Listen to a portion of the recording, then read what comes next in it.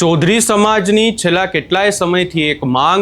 અજમલભાઈ ચૌધરી ઉપર જે હુમલો કરવામાં આવ્યો એની પાછળ બળદેવનાથ ગિરિબાપુનું હાથ હતું અને એનું નામ એફઆઈઆરમાં નોંધવામાં આવે। આ આખી બાબતે આપણે જોયું કે આના પહેલા પોલીસે બળદેવનાથ ગિરિબાપુની અટકાયત કરી હતી, એમની સાથે પૂછપરછ કરી અને હવે પોલીસે એફઆઈઆરમાં બળદેવનાથ ગિરિબાપુનું નામ પણ ઉમેર્યું છે અને હવે આગામી સમયમાં શું થઈ શકે છે એની વિગતે ચર્ચા કરીશું। નમસ્કાર, હું છું ઉજ્જવલ અને આપ જોઈ રહ્યા છો નિર્ભય ન્યૂઝ। બનાસકાંઠાના જે ચૌધરી સમાજના આગેવાન છે અજમલભાઈ ચૌધરી કે જેમનો અપહરણ કરી એમને માર મારતો વિડીયો વાયરલ કરવામાં આવ્યો હતો, આ કેસને લઈને આખા ગુજરાતમાં ચર્ચા પણ થઈ અને આ તમામ ચર્ચાઓનો અંત ત્યારે આવ્યો કે જ્યારે ચૌધરી સમાજની જે માંગ હતી કે બળદેવનાથ ગિરિબાપુની અટકાયત કરવામાં આવે અને એમનું નામ એફઆઈઆરમાં નોંધવામાં આવે। આ આખી બાબતને લઈને આપણે જોયું કે બળદેવનાથ ગિરિબાપુની પોલીસે અટકાયત પણ કરી હતી। ત્યારબાદ 3 કલાક જેટલી પૂછપરછ કર્યા બાદ પોલીસે જ બળદેવનાથ ગિરિબાપુને જામીન આપ્યા હતા, પરંતુ ચૌધરી સમાજની જે માંગ હતી કે બળદેવનાથ ગિરિબાપુનું નામ એફઆઈઆરમાં નોંધવામાં આવે, આખી બાબતને લઈને પોલીસે હવે એફઆઈઆરમાં નામ નોંધ્યું છે। અહીંયા ખાસ કરીને આખી એફઆઈઆરને લઈને વાત કરવામાં આવે, જો આખી બાબતને લઈને ચર્ચા કરવામાં આવે તો અહીંયા લખવામાં આવ્યું છે કે ગુનાના કામે અસલ એફઆઈઆરમાં 4 નામજોગ તેમજ બીજા અજાણ્યા આરોપીઓ વિરુદ્ધ ગુનો દાખલ થયેલો હોય, જે ગુનાની તપાસ દરમિયાન તેમજ સાહેદોના નિવેદનો લેતા આરોપી તરીકે બળદેવનાથજી મહંત શ્રી રહેવાસી દેવ દરબાર તાલુકો ઓગળ જિલ્લો બનાસકાંઠાવાળાઓનું નામ ઉજાગર થયેલ છે, જેથી અસલ એફઆઈઆરમાં આરોપી તરીકે બળદેવનાથજી ગુરુશ્રી વસંતનાથજી મહંત શ્રી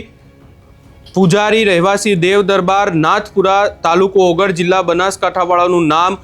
ઉમેરો કરવા વિનંતી છે। અને આખી બાબતને લઈને જે લખવામાં આવ્યું હતું ત્યારબાદ હવે જે એવું કહેવામાં આવી રહ્યું છે કે બળદેવનાથ ગિરિબાપુનું નામ પણ આ એફઆઈઆરમાં ઉમેરવામાં આવ્યું છે અને હવે ચૌધરી સમાજને ન્યાય મળ્યો હોય એવું લાગી રહ્યું છે, પરંતુ આગામી સમયમાં હજી પણ આખી બાબતને લઈને પોલીસ દ્વારા કાર્યવાહી કરવામાં આવી શકે છે। પોલીસ દ્વારા આખી બાબતને લઈને ફરી એકવાર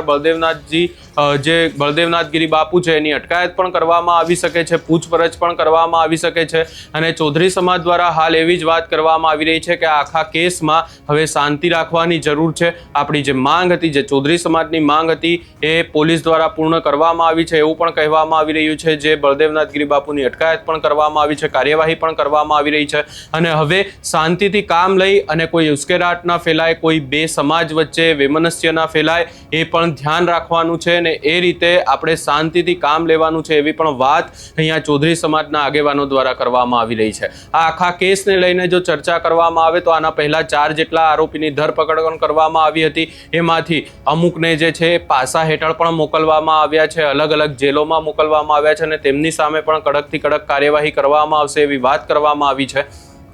અહીંયા ખાસ કરીને ચર્ચા કરવામાં આવે તો 11 તારીખની આજુબાજુનો સમય ચૌધરી સમાજ દ્વારા આપવામાં આવ્યો હતો કે તેઓ ગાંધીનગર સુધી રેલી કરશે, ટ્રેક્ટર રેલી કરશે। એના પહેલાં જ પોલીસ દ્વારા આખી કાર્યવાહી કરવામાં આવીને એના કારણે ચૌધરી સમાજ પણ હાલ શાંત થયો હોય એવું લાગી રહ્યું છે। હવે આગામી સમયમાં જોવાનું રહેશે કે આખા કેસને લઈને શું થાય છે। આ સમગ્ર બાબતે તમારો શું અભિપ્રાય છે એ અમને કમેન્ટ કરી જરૂર જણાવશો ને અમારી ચેનલ નિર્ભય ન્યૂઝને લાઇક, શેર, સબસ્ક્રાઇબ કરવાનું ભૂલશો નહીં।